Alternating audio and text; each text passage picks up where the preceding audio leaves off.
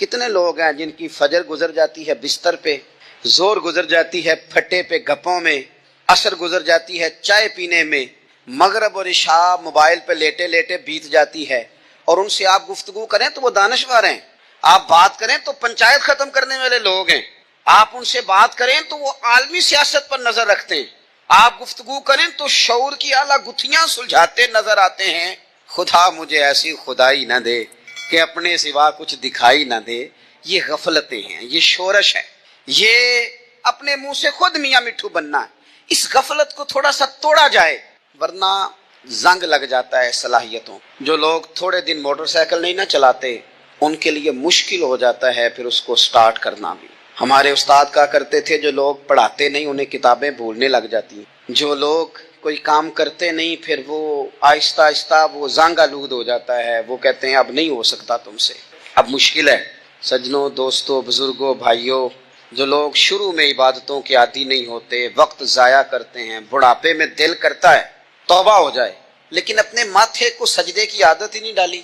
یہ جسم جھکنا اس کا عادی نہیں ہوا کہ رب کی بارگاہ میں جھکے، اس کا مزاج ہی نہیں تہجد پڑھنے کا۔ سارا کچھ ہو جاتا ہے۔ میں نے سیاست کرنے والے، پنچایت ختم کرنے والے، چدراہٹ کرنے والے، وزاداری رکھنے والے راتوں کو تہجد پڑھتے بھی دیکھے ہیں۔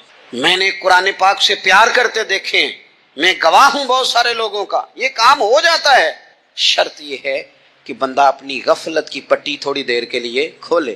دوسری بات یہ کہ ہم خوش فہمیوں میں بڑا زندہ ہیں، بڑا زندہ ہیں، بڑا یعنی 2 4 5۔ کچھ لوگ کہتے ہیں اللہ کریم بڑا ہے، تو اللہ اگر کریم بڑا ہے نا میرے بھائی، تو نبی پاک صلی اللہ علیہ وسلم نے فرمایا وہ بڑا بیوقوف ہے جو خدا کی رحمت کی امید بھی رکھے اور اللہ کو ناراض بھی کرے، تو بیوقوف بندہ ہے۔ اگر وہ کریم ہے تو پھر تو محبت میں ہی اس کی بات مان، بات تو پھر بھی نہیں مان رہا۔ کچھ لوگ کہتے ہیں نبی پاک صلی اللہ تعالیٰ علیہ وآلہ وسلم شفاعت کریں گے، بھئی ہمارا تو سہارا ہی اس بات پہ ہے، حضور سفارش کریں گے، پر نبی پاک نے درجنوں جگہوں کہا ہے جو میرے طریقے پہ نہ چلے فلیس منا، مجھ سے نہیں۔ حضور نے فرمایا جو بڑے کی توقیر نہ کرے، چھوٹے پہ رحم نہ کرے، وہ مجھ سے نہیں۔ فرمایا جو ملاوٹ کرے وہ ہم میں سے۔ تو یہ حدیثیں بھی تو یاد رکھو نا۔ شفاعت کی بات انکار نہیں، حضور گناہگاروں کی ہی کریں گے، لیکن یہ حضور نے جو ہمیں اسباق پڑھائے یہ کس لیے پڑھائے؟ یہ بھی تو ہماری سمجھ کے لیے ہے نا۔ یہ ساری چیزیں ہم نے غفلت بنا کے اپنے اوپر اوڑھ لی۔ اور پھر سب سے بڑی بات یہ، جو لوگ جنت کے وارث اور مالک ہیں نا، کریم محبوب نے فرمایا یہ جو میری بیٹی فاطمہ ہے جنتی عورتوں کی سردار ہے، تو یہ تو جنت کی مالکہ اور وارثہ ہیں، وہ تو ساری رات ہی نماز پڑھتی تھی، تو سارا دن عبادت کرتی تھی۔ پاک سب سے زیادہ تو ان کو تھا، تو یہ تو 1 منٹ کے لیے مصلی سے جدا نہیں ہوئے۔ اور جنہوں نے صرف امید لگائی ہے، کوئی ان کے پاس ڈگری نہیں، وہ بن کے بیٹھ گئے ہیں، وہ کہتے ہیں جناب جنت، مطلب ہم جسے کہیں گے معاذ اللہ وہ جائے گا، دوسرے کو جانے دیتے ہیں۔ اپنی زندگی میں خوش فہمیاں نہ لائیں، یہ غفلت پیدا کرتی ہیں۔ غفلت بڑی خطرناک چیز کا نام ہے۔ جب بندہ غافل ہو جاتا ہے، میں آپ سے ایک بات عرض کروں، حضرت عبداللہ ابن مسعود فرماتے ہیں کہ مومن رائی کے دانے کے برابر غلطی ہو جائے تو اسے لگتا ہے میرے سر پہ پہاڑ کھڑا ہے، اور فرمایا جو منافق ہوتا ہے نا، وہ پہاڑ کے برابر گناہ کر کے کہتا ہے بات ہی کوئی، فلانا بھی کرتا ہے، یہ بھی کرتا ہے، ساری دنیا کر رہی ہے۔ یہ نفاق کی علامت ہے، اگرچہ بعض نے اسے نفاق عملی کہا، اعتقادی نہیں کہا۔ عزیز دوست، جب آپ چھوٹی گناہ، چھوٹی غلطی کرتے ہیں تو پھر وہ چھوٹی چھوٹی غلطیاں پہاڑ بنتی، چھوٹی چھوٹی۔ وہ حضور نے فرمایا نا، جب تو ایک گناہ کرتا ہے تو تیرے دل پہ ایک دھبا لگتا ہے، نہ توبہ کرے تو دوسرا لگتا ہے، نہ کرے تو تیسرا، پھر دل کالا سیاہ ہو جاتا ہے۔ چھوٹی چھوٹی غفلتیں بڑی غفلتوں کو جنم دیتی، چھوٹی چھوٹی کمزوریاں بڑی کمزوریوں کو لے کے آتی ہیں۔ اسی طرح بخاری مسلم میں حدیث ہے، نبی پاک صلی اللہ تعالیٰ علیہ وسلم نے فرمایا کچھ لوگ کھلم کھلا گناہ کریں گے قیامت کے قریب، اعلانیہ۔ یا رسول اللہ صلی اللہ علیہ وسلم وہ کس طرح؟ تو حضور فرماتے ہیں انہوں نے رات کو غلطی کی تھی، رب نے ان کی غلطی پر پردہ ڈال دیا، انہوں نے سویرے اٹھ کے خود لوگوں کو بتانا شروع کیا، اور دیکھا میں نے رات یہ کیا معاذ اللہ۔ فرمایا جب انہوں نے اللہ کے پردے کو کھولا تو پھر رب نے بھی ان کا پردہ کھول۔ او میرے دوستو بتاؤ نا، جس کے رب پردے کھول دے پھر کون ہے جو اس کی پردہ داری کرے، کون ہے جو پردہ پوشی کرے؟ حضور فرماتے اس نے کھلم کھلا گناہ، فخر سے بتاتے ہیں لوگ یہ کرتا۔ میں بڑے ادب سے عرض کروں گا بزرگوں کی خدمت میں، جو بڑی عمر کے ہیں، جن کی اب اولادیں ہیں، اگر ان کی زندگی میں کچھ ایسی کمزوریاں ہیں تو بچوں کو سمجھانے کے لیے بھی اس کو ڈسکس نہ کریں، ہم یہ کرتے تھے، ہم یہ کرتے تھے، اس کا کوئی فائدہ نہیں، یہ ہم کر کے دیکھا ہے سارا کچھ۔ نہ نہ نہ نہ، جس طرح گناہ ہے اس طرح گناہ کا اظہار بھی گناہ ہے. آپ ڈبل جرم کر رہے ہیں, آپ دلیر کر رہے ہیں سامنے والے کو کہ تو بھی کر, خیر ہے. بلکہ ایک نوجوان مجھے ایک دفعہ کہنے لگا جی ابا جی کہتے ہیں میں نے 35 سال یہ کام کیا ہے, یہ سب غلط ہے. تو میں نے ابا جی سے کہا چلو 15 سال مجھے بھی کر لینے دو, پھر میں بھی توبہ کر لوں گا. یہ ہم لوگوں کو دعوت دے رہے ہیں کہ غلط کام کرو. قرآن مجید کو آپ دیکھیں گے نا سورہ یاسین کے اندر, یہ بھلا کفر کیوں ہوتا تھا, منافقت کیسے پیدا ہوتی تھی, بت پرستی کیسے عام ہوتی تھی. دنیا کے اندر ستارہ پرست, سورج پرست, چاند کی پوجا کرنے والے یہ لوگ کیسے پیدا ہوتے تھے, غفلت کی وجہ سے. جیسے جیسے یہ اللہ کی بارگاہ سے دور ہوتے جاتے, یہ مختلف قسم کی عبادتوں میں, شرک میں, کفر میں مبتلا ہوتے جاتے. قرآن مجید سورہ یاسین کے اندر ارشاد فرماتا ہے کہ اللہ تبارک و تعالیٰ نے قرآن مجید کو اس لیے اتارا ہے لِتُنذِرَ قَوْمًا مَا أُنذِرَ آبَاؤُهُمْ, تاکہ آپ ان لوگوں کو ڈرائیں جن کے باپ دادا کو نہیں ڈرایا گیا. اور نتیجہ کیا ہوا, فَهُمْ غَافِلُونَ, وہ لوگ غفلت میں چلے گئے, ڈرایا نہیں گیا, سمجھایا نہیں گیا, کسی نے سبق نہیں پڑھایا. تو میں آپ سب سے گزارش کروں گا کہ خیر کی بات بتاتے رہیں, خیر کی بات کہتے رہیں. خیر کی بات جو ہوتی ہے یہ فائدہ کرتی ہے ہمیشہ. تو غفلتیں اپنی دور کرنی چاہیے. دوسرا یہ ہوتا ہے, ایک تو انسان جب وہ دور ہو جاتا ہے چھوٹے چھوٹے گناہ کر کے تو غفلت آتی ہے. دوسرا قرآن پاک نے ایک اور مقام پر اس کا ذکر فرمایا ہے. وہ اس طرح فرمایا ہے کہ جو انسان کی پیاری چیزیں ہیں نا بعض اوقات, جن سے وہ لگاؤ پیدا کر لیتا ہے, جن سے محبت اس کی بڑھ جاتی ہے, وہ چیزیں بھی غفلت پیدا کرتی ہیں. ان میں 2 چیزوں کا تو قرآن پاک نے نام لے کے ذکر کیا ہے. ویسے وہ ڈھیر ساری چیزیں ہیں, 1 2 3 نہیں. سیاست بھی بندے کو غافل کرتی ہے, دوستوں کی کثرت بھی بندے کو غافل کرتی ہے, کھیل تماشا بھی غافل کرتا ہے, پیسے زیادہ آنے لگ جائیں تو وہ بھی بندے کو غافل کرتے ہیں, تعریف کرنے والے زیادہ ہو جائیں تو وہ بھی غفلت میں مبتلا کر دیتے ہیں. بندہ کسی کرسی پہ بیٹھ جائے تو پھر بھی ادھر ادھر دیکھنے کو تیار نہیں ہوتا. یہ ساری چیزیں غافل کرتی ہیں. لیکن 2 چیزوں کا نام لیا قرآن پاک نے, فرمایا یا ایھا الذین آمنوا لا تلھکم اموالکم ولا اولادکم عن ذکر اللہ. فرمایا اے ایمان والو, کہیں ایسا نہ ہو کہ تمہاری اولاد اور تمہارا مال تمہیں اللہ کی یاد سے غافل کرے. مال اور اولاد, بیوی کو, اولاد کو ایک مقام پہ قرآن پاک نے دشمن بھی کہا ہے. کب؟ جب یہ تمہیں کہیں کہ حرام کما کے لاؤ, جب یہ تمہیں کہیں کہ ہمیں جس طرح کا مرضی مال دو, جب یہ تمہیں کہیں ناجائز کرو, یہ دشمنی کر رہے ہیں تمہارے ساتھ. یہ مال اور اولاد یہ بندے کو غافل کر دیتے ہیں. کاروبار کرنا, مال کمانا, بچے پالنا, یہ ایک جزء ہے زندگی کا, یہ کل زندگی نہیں. کل زندگی تو یہ ہے کہ آپ نے دین کے لیے کیا کیا, ملت کے لیے کیا کیا, ملک کے لیے کیا کیا, غریب کے لیے کیا کیا. کبھی کسی بندے نے جھونپڑیوں والوں سے پوچھا ہے کہ بارشوں میں تمہارا کیا حال ہوتا ہے؟ وہ کچی آبادیاں جہاں سے گزر کے ہم اپنے بچوں کو دکھاتے ہیں کہ یہ دیکھو یہ پرانے مکان سارے اسی طرح کے ہوتے تھے.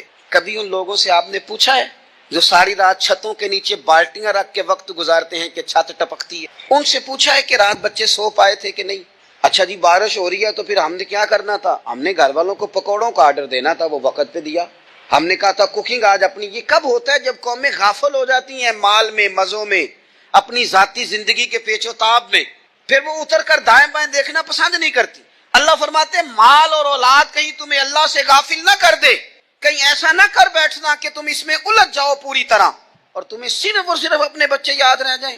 تجارت کرنی چاہیے لیکن ہم تجارت نہیں کرتے, بانی تاجر جاتے ہیں, ہر چیز کو تجارت کی نظر سے دیکھتے ہیں. ڈاکٹر آپ بنے لیکن زندگی بھی ساری ہی آپ ڈاکٹر بن کے نہ گزاریں, آپ کے کچھ اور تعلقات بھی ہیں, کچھ اور رشتے بھی, ان پر بھی تھوڑا غور کر لیں. غفلتیں تیزی سے آتی ہیں اور وہ آ کر کے ہمارے اوپر حاوی ہو جاتی ہیں. جو پرانے لوگ تھے نا غافل نہیں ہوتے, بڑے بڑے لوگ اپنے آپ کو کنٹرول کرتے تھے, دیکھتے تھے کہ یہاں کوئی چیز مجھ پہ حملہ آور تو نہیں ہو رہی, فلانی چیز کہیں میرے اوپر زیادہ قبضہ تو نہیں کر رہی. وہ پھر ان چیزوں سے اپنے آپ کو بچاتے تھے. نفسانی خواہشات کا غلبہ یا دوستوں کی تعریفیں یا ادھر ادھر کی چیزیں, وہ اپنے آپ کو تیزی سے اس سے بچاتے. اس رستے سے اجتناب کرو جو رستہ غفلت لاتا ہے, جو رستہ تکلیف میں مبتلا کرتا ہے. جو دم غافل سو دم کافر, سانو تے مرشد ہوئی پڑھایا ہو, ہمیں تو یہ سبق دیا گیا. مجھے کہہ لینے دیں, ہم میں سے ڈھیر سارے لوگ ہیں, پلٹ کر اپنی زندگی دیکھیں, اپنے آپ پر غور کریں تو ہم اتنے قابل تھے کہ شاید ہمیں کوئی اپنے دروازے پر چوکیدار بھی نہ رکھتا, لیکن جب اس نے نواز دیا تو ہمارے لہجے ہی بدل گئے, ہمارا انداز ہی کچھ اور ہو گیا. شاید کوئی ہم سے سلام بھی نہ لیتا, لیکن جب اللہ نے نواز دیا تو لفظ اور جملوں کے اندر پھر ہمارے وہ رنگ آ گیا جو نہیں ہونا چاہیے. کیوں؟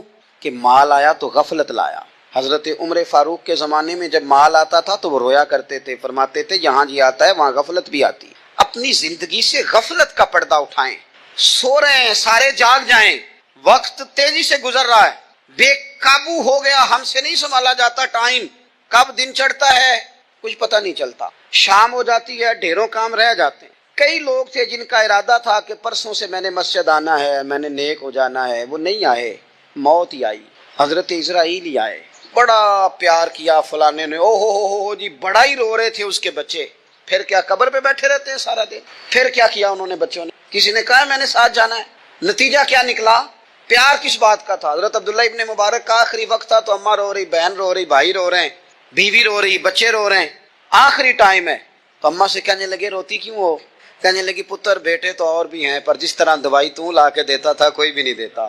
فرمانے لگے بہنوں سے اور بھائیوں سے تم کیوں روتے ہو؟ کہنے لگے تو موجود تھا تو ہمیں کوئی ڈر نہیں تھا، ہر مشکل میں تو پہنچ جاتا تھا۔ بچوں کی طرف دیکھ کے کہا تم کیوں روتے ہو؟ وہ کہنے لگے ابا جی ابھی تو ہمارے بیاہ ہونے تھے اور آپ جا رہے ہیں۔ بیوی سے کہا تو وہ کہنے لگی بادشاہی تو تیرے سر پہ تھی، یہ بچے پوچھیں گے مجھے؟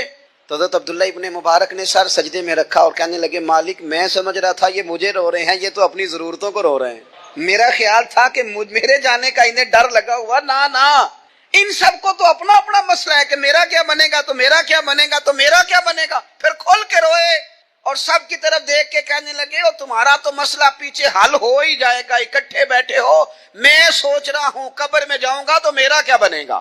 رب کی بارگاہ میں حاضر ہونا ہے، سوال جواب ہونے ہیں، حساب دینا ہے، وہ مجھ سے کڑے سوالات پوچھے گا تو جنا لئی تو پاپ کمائے، دس نہ ان کتھے نہیں ہو تیرے کر دے، بلا ان کو تیرے حصے کا حساب۔ میرے عزیز غفلت کی بکل کھول دینی چاہیے، وہ دروازہ بند کریں جہاں سے غفلت آتی ہے۔ خدا را کوئی نہیں، آپ یہ کریں، رسمی دعائیں رہ گئی ہیں، رسمی دو موبائل ہاتھ میں پکڑے ہوتے ہیں، کل کے ٹائم پتر نے دو موبائل پکڑ کے وہ کہہ رہا ہوتا ہے مولوی صاحب بات دعا 5 منٹ اور لمبی کر دینا، دیگ میں ذرا دیر ہے، او تو ادھر بیٹھو چھوڑ دیگ کو، تیرا تو باپ چلا گیا، رو بیٹھ کے مصلے پہ، مالک سے کہہ اسے معاف کر دے، اور تو آج ہی افسر بن گیا ہے، تیرے لہجے میں آج ہی کچھ اور آ گیا، تجھے تو 3 دن میں ہی ہر شے بھول گئی، 3 دن میں ہی تو تیسرے دن اس طرح کے لفظ ادا کر رہا ہے کہ جن سے محسوس ہوتا ہے کوئی 2-4 دن بھی کوئی کہیں بیٹھ کے دعا کرتا ہے۔ اپنی غفلت کا دروازہ کھولیں، ورنہ اکثر آنکھیں تب کھلتی ہیں جب آنکھیں بند ہونے کا ٹائم آ جائے۔ ایک بات صرف اپنی زندگی میں طاری کر لیں، اس کو بھولے نہیں کبھی، اپنا حساب خود کریں۔ جس طرح ہم پیسے سارے دوستوں کے ساتھ ساری چیزیں ٹھیک ہیں، لیکن اگر ذاتی پیسے گننے ہوں تو وہ اندر سے لوگ دروازہ بند کر کے اپنے بال بچوں کے ساتھ گنتے ہیں، ان میں لوگوں کی شراکت داری پسند نہیں کرتے، چونکہ ذاتی مسئلہ ہے، اور ٹھیک ہے بات، بھائی کسی کا ذاتی مسئلہ ہے وہ ٹھیک کر رہا ہے جو بھی کر رہا ہے۔ اس طرح جو ہمارے ذاتی معاملات ہیں نا، روحانی معاملات، اپنی نمازوں کا حساب کریں، اپنی گفتگو کا حساب کریں، اپنی سوچوں کا حساب کریں، حلال کھا رہے ہیں حرام کھا رہے ہیں خود حساب کریں، اکیلے بیٹھ کے حساب کریں، جان چھڑائیں تھوڑی دیر موبائل سے، تنہا بیٹھ کے تھوڑی دیر مراقبہ کریں، خدا کی نعمت کتنی ہے، جواب میں شکر ہمارا کتنا، اس کا حساب کریں، اپنا حساب کریں۔ اور حضرت عمر فاروق کا وہ جملہ یاد رکھیں، فرمایا کرتے تھے اپنا حساب کر لو اس سے پہلے کہ تمہارا حساب کیا جائے، یہ نہ ہو کہ پھر رب رسول حساب کریں اور تمہارے لیے مشکل ہو جائے۔ اپنا حساب کریں۔ زندگی کے معاملات میں جتنی غفلتیں ہیں، وہ مطلب میرے ابا جی کہا کرتے تھے پتر چھال مار کے نکلو بسترے چوں، تو وہ تھوڑا سا نا ایک دفعہ چھلانگ لگا کے باہر آئے، اور پہلا قطرہ ہی بننا ہوتا ہے بارش کا، اور کچھ بھی نہیں ہوتا، پہلا قطرہ بن جائیں، نکل آئیں، توڑ دیں وہ سارے بت جو ہمیں غفلت میں مبتلا کرتے ہیں۔ زندگی میں فیصلے جلدی کر لینے چاہیے، ہم فیصلے نہیں کر پاتے اور ٹائم ہمارے جانے کا آ جاتا ہے وقت۔ وہ ایک نوجوان نے ایک دفعہ لکھا تھا کہ میں نے اپنے گھر والوں سے کہا کہ اب میں نے داڑھی رکھنی ہے اور کچھ میں نے عبادات کی طرف سفر کرنا ہے، تو میری والدہ کہنے لگیں کہ پتر اجے ٹائم نہیں، تو کہتے ہیں میری اماں اسکول ٹیچر تھی، پڑھی لکھی تھی، میں نے کاغذ قلم لا کے والدہ کو دیا، میں نے کہا اماں مجھے آپ وہ ٹائم بتا دیں جو نیک ہونے کا ہے، میں پھر اس ٹائم ہی شروع کر لوں گا۔ تو کہتے ہیں میری اماں نے کاغذ قلم دیکھا اور میرا اندر کا جذبہ دیکھا تو ماں تھی نہ روئی پڑی، کہنے لگی پتر رکھ تو میں تیرے لیے دعا کروں گی، اللہ تیری مدد کرے گا۔ تو ٹائم تو آ گیا ہے، وقت تو قریب ہے۔ اللہ فرماتے ہیں اقترب للناس حسابهم وهم فی غفلۃ معرضون۔ بس اس آیت کا ترجمہ کبھی نہ بھولنا، رب فرماتا ہے لوگوں کے حساب کا وقت قریب آ گیا۔ اور وہ ابھی بھی غفلت میں منہ پھیرے ہوئے. سیاستہ میں حدیث موجود ہے کہ صحابہ کرام علیہم رضوان فرماتے ہیں کہ ایک جنگ کا موقع تھا تو وہ رستے بڑے سخت تھے، دشوار گزار گھاٹیاں تھیں، بڑی مشکل سے ہم نے وہ راہیں طے کی. ہمیں لگا کہ اس جہاد پر ہمیں بہت اجر ملے گا، اور پھر ہمارے دلوں میں یہ بھی خیال آتا تھا کہ فلاں فلاں فلاں فلاں تو صحابی آئے نہیں، وہ تو گھر میں رہے. اللہ کے محبوب صلی اللہ تعالی علیہ وسلم نے ہمارے ان خیالات کو بھانپا اور کریم فرمانے لگے تمہیں اس جہاد پر بڑا اجر ملے گا، لیکن یاد رکھنا تمہارے کچھ بھائی ہیں جو گھروں میں بیٹھے ہیں، مجبوریوں نے، آزمائشوں نے، پریشانیوں نے، عذر نے انہیں آنے نہیں دیا. جتنا تمہیں صبر کر کے، مشقت جھیل کے، سفر کر کے جہاد کا ثواب ملے گا، اتنا ہی انہیں گھر بیٹھے بیٹھے بھی ثواب ملے گا. آئے نہیں. یہ کس بندے کا معاملہ ہے جو عذر والا ہے. اور اگر کسی کے اجتہاد میں غفلت ہو گئی، حضرت کعب بن مالک رضی اللہ تعالی، یہ بھی صحیح بخاری میں، کل چلا جاؤں گا، حضور تو جہاد پہ چلے گئے لیکن اجتہاد میں غفلت ہو گئی، کل چلا جاؤں گا، پرسوں جاؤں گا، ترسوں. فرماتے میں جا ہی نہیں سکا، حضور واپس آ گئے.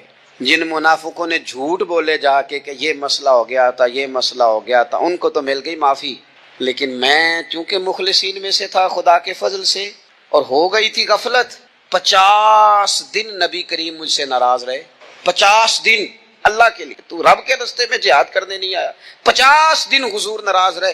فرماتے تھے مدینے کی گلیاں میری تھیں، سب میرے اپنے تھے، پر کریم جو ناراض تھے تو کوئی پھر سلام بھی نہیں لیتا تھا. مجھے یوں لگتا تھا کہ مجھے دیکھ کر ہوائیں اور فضائیں بھی رستے بدل جاتی ہیں. 50 دن میں مسجد میں آتا تھا، جب میں چہرہ ادھر کرتا تو حضور مجھے دیکھتے، اور جب میں حضور کو دیکھتا تو کریم چہرہ بدل لیتے. میں ویکھاں تے یار نہ ویکھے، تے جدو نہ ویکھاں ادوں ویکھے. ایڈے نصیب کتھوں تتڑی دے، میرے وچ ویکھن دے ویکھے. غلام فریدہ بوے یار دے مرنا ہے، پاویں ویکھے یا نہ ویکھے. ختم ہو گئی بات. حضرت کعب بن مالک کہتے ہیں 50 دن کے بعد پھر رب کریم نے میری توبہ قبول کی، اور مدینے والے رسول نے اعلان فرمایا جو عذر کی وجہ سے نہیں جا سکے، مجبوری سے، انہیں گھر بیٹھے بیٹھے ثواب ہے. لیکن جن کے اجتہاد میں غفلت ہوئی، سمجھنے میں غفلت ہوئی، کل پرسوں ترسوں چلے جائیں گے، ان سے 50 دنوں کی ناراضگی ہے. ایک ہوتی ہے انسان کی مجبوری، معذوری، عذر، ایک ہوتی ہے اس کی لاپرواہی. ان دونوں چیزوں میں زمین و آسمان کا فرق ہے. یہ جو لاپرواہی ہوتی ہے یہ کسی بھی شخص سے منسلک ساری چیزوں کو ہی خراب کر دیتی. آپ نے ایک چھوٹا سا پودا بھی اگر لگایا ہے اور آپ لاپرواہی کا مظاہرہ کرتے ہیں تو وہ خشک ہو جائے گا. تیجے مالی جیندے ہون تو پھر بوٹے سوکھدے نہیں.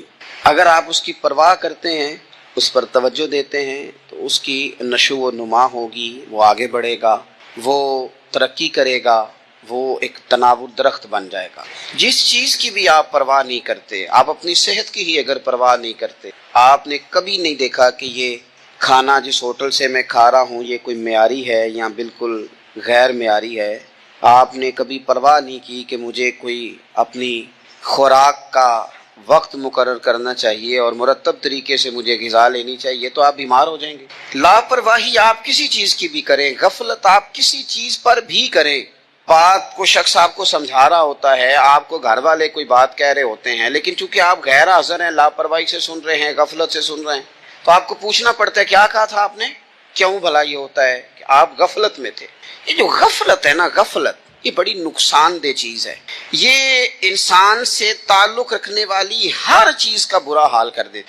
ہم نہ تو اب کمزور ہیں، نہ ان پڑھ ہیں، نہ چھوٹے ہیں، نہ جدید دور کے تقاضوں سے ہم نا آشنا ہیں. کسی شخص سے بھی آپ گفتگو کریں گے تو اللہ کے فضل سے وہ ڈھیر ساری چیزوں کا ادراک رکھتا ہے، سمجھ رکھتا ہے، شعور رکھتا ہے. وہ آپ کے ساتھ جب گفتگو کرتا ہے تو محسوس ہوتا ہے کہ وہ ساری چیزوں کو سمجھ رہا ہے، خطرات سے بھی آگاہ ہے، خوشخبریوں سے بھی آگاہ ہے، آنے والے وقت میں کون سی چیزیں نقصان کا باعث بن رہی ہیں اور کون سے پھول خوشبو دینے جا رہے ہیں، وہ سب چیزوں کو جانتا ہے. لیکن اس کے باوجود جو اتنی زیادہ کمزوری امت میں آ گئی ہے، اس قدر زیادہ ٹوٹ پھوٹ کا جو ہم شکار ہیں، تو زیادہ تر مسئلہ ہماری لاپرواہیوں کا ہے. ہم غفلتوں کا شکار ہیں. غفلت ایک خوفناک چیز کا نام ہے. یعنی جو بندہ پرواہ نہیں کرتا، توجہ نہیں دیتا، خیال نہیں کرتا اپنی ذمہ داریوں کا، وہ شخص فساد کا باعث بنتا ہے، وہ نقصان کرتا ہے، وہ اذیت ناک حد تک چیزوں کو لے جاتا ہے. آپ کو بہرحال پرواہ کرنی پڑتی ہے. یہ جس دور میں اور آپ ہیں نا، یہ لہو و لعب کا دور ہے، کھیل تماشے کا. کھیل تماشا ہمیشہ انسان کو لاپرواہ کر دیتا. آپ دیکھ لیں، کل تک کھیل تماشا کسی گراؤنڈ میں جا کر کسی آلے کے ساتھ کھیلا جاتا تھا، وقت نکال کے لوگ جاتے تھے، کچھ دیر کے لیے ان کا ذہن تقسیم ہوتا تھا، گھر لوٹتے تھے، اپنی ڈیوٹی کرتے تھے. اب کھیل تماشے ہماری جیبوں میں آ گئے. چھوٹا آدمی، بڑا آدمی، اس سے بڑا آدمی، وہ سب اس کھیل تماشے میں مبتلا ہیں. اور وہ مذاق کی کیفیت اتنی دور چلی گئی ہے، میں بڑی معذرت کے ساتھ یہ بات عرض کرنے لگا ہوں کہ بعض اوقات بڑے بھی اس چیز کا شکار ہو کر اس طرح کی بات کرتے ہیں کہ چھوٹے ادھر ادھر دیکھ رہے ہوتے ہیں کہ کیا اس کو یہ بات کرنی چاہیے تھی. لیکن چونکہ ساری رات ساری صبح لگ ہی اس کھیل تماشے میں گئی ہے، لہو و لعب میں گئی ہے، مزاج بن گیا ہے، قوم سنجیدہ نہیں رہی. آپ کسی شخص سے بھی بات کر رہے ہوتے ہیں تو وہ چاہتا ہے کہ کچھ دیر میں گپ شپ کروں، کھیل تماشا کروں، شغل مغل کروں، میں گزر جاؤں. سنجیدگی فکر، مزاج کا ٹھہراؤ. اور درویشوں نے تو شکوہ کیا ہے کہ عمر بیت گئی، لوگوں کی عمر بیت گئی، ہڈیاں کمبن، گوڈے کھڑکن، اڑ گیا لک تیرا، اجے بھی گناہ تو باز نام میں، واہ واہ مرد دلیرا. میاں صاحب کہنے لگے یہاں تک تو پہنچ گیا ہے کہ ہڈیاں کمبن اور تیرے گوڈے کھڑکن تے اڑ گیا لک تیرا، اجے بھی گناہ تو باز نام میں، او واہ واہ مرد دلیرا. وہ تو اتنا دلیر ہو گیا کہ جب تجھے چاہیے تھا کہ اب ہی تیرے ہاتھ میں استغفار کی تسبیح آتی، اب ہی تجھے سجدے کا ذوق ہوتا. ہم اتنے زیادہ غفلت کا شکار ہیں. آپ یقین کریں، دیکھو، معافی ہوتی ہے عذر کی، معافی ہوتی ہے معذوری کی. کچھ لوگ ساری زندگی دلیلیں ہی تلاش کرتے رہتے ہیں، کہتے ہیں کہ میں 15 دفعہ گیا ہوں، 90 باتیں میں نے دیکھ لی ہیں، وہ ٹھیک ہیں، اب میں نے 20 دفعہ اور جانا ہے، باقی 10 کی بھی تحقیق، اور اس کے بعد میں پورا مرید، اور اس کے بعد میں پورا دیوانہ ہوں. تو آپ تحقیق کرتے رہیں، وقت تو بیت گیا، ٹائم تو گزر گیا، لینے والے تو لے کے چلے گئے. حضور سید عالم صلی اللہ علیہ وسلم نے اعزاز کے طور پر اس بات کو بیان کیا، اس کو بطور خوبصورتی اور بطور ایک حسن کے بیان کیا. فرمایا میں نے جس کے سامنے دین پیش کیا اس نے دلیل مانگی، جس کے سامنے دین پیش کیا اس نے دلیل مانگی، جس کو دین کی بات بتائی اس نے دلیل مانگی. یہ میرا ابو بکر ہے. فرمایا میں نے دین پیش کیا، اس نے دلیل مانگی، کوئی نہیں، کلمہ پڑھ کے مسلمان ہو گئے. وہ تو ابھی بہت سارے لوگ کرامتوں کا انتظار کر رہے ہیں. ابھی بڑے سارے لوگ ہیں جن کو خواب میں آ کے کسی نے کہنا ہے. ایک سے میں نے کہا داڑھی رکھ لو، تو کہنے لگا ابھی مجھے حکم نہیں ہوا. میں نے کہا چلو اللہ کرے تمہیں کو حکم آ جائے. ہم نے تو ویسے بغیر حکم کے رکھ لی ہے، آپ کو پتہ نہیں ہے کون سا الگ سے حکم آنا ہے جو آپ نے اس پر عمل کرنا ہے بغیر دلیل کے. بس بات آ گئی، پیغام آ گیا، نبی کریم نے فرما دیا. اور جس جگہ بھی، جس ڈھنگ میں بھی، جس رنگ میں بھی حضور نے کہا، جناب ابوبکر صدیق نے سب سے پہلے اس بات کو مانا، اس کو تسلیم کیا، اور 2 قدم آگے بڑھ کے. کام لولا لنگڑا کرنے سے بھی کام ہو ہی جاتا ہے، اور شوق ذوق سے کرنے سے بھی کام ہو ہی جاتا ہے. لیکن اگر شوق ذوق سے کیا جائے تو چلو ذرا مزہ بھی آ جاتا ہے، ذرا کام کرنے میں سرور بھی آتا ہے، کام ہو ہی جائے گا. آپ سے کہا گیا کہ چلو محفل میں چلیں، او خو یار تو کہتا ہے تو چلا جاتا ہوں، کام بڑا ہے، مسئلہ ہے، دوستوں نے آنا تھا، چلے پھر بھی گئے لیکن مزہ نہیں آیا. کسی نے کہا چلو، اس نے کہا خو تو نے تو یاد ہی دیر سے کرایا، میں تو پہلے سے تیار ہوں. آپ کو لطف آئے گا. ابا جی کی بات مجبوراً بھی ماننی ہے، اور اگر مزہ لے کے مانی جائے تو آپ حکم کریں جی میں حاضر ہوں، تو مزہ لینے سے سکون بھی آئے گا.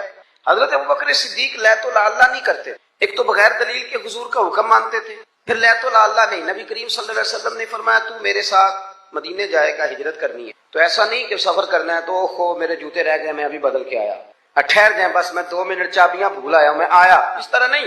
نبی کریم صلی اللہ تعالیٰ علیہ وسلم نے فرمایا ہجرت کرنی ہے، تیار رہنا. جناب عائشہ صدیقہ کہتی ہیں جس دن کا میرے نبی نے کہہ دیا میں نے اپنے والد کو سوتے نہیں دیکھا. دن کے وقت تھوڑی آنکھ لگا لیتے لیکن ساری رات دروازے پہ کھڑے، ساری رات. یہ ذوق ہے، یہ شوق.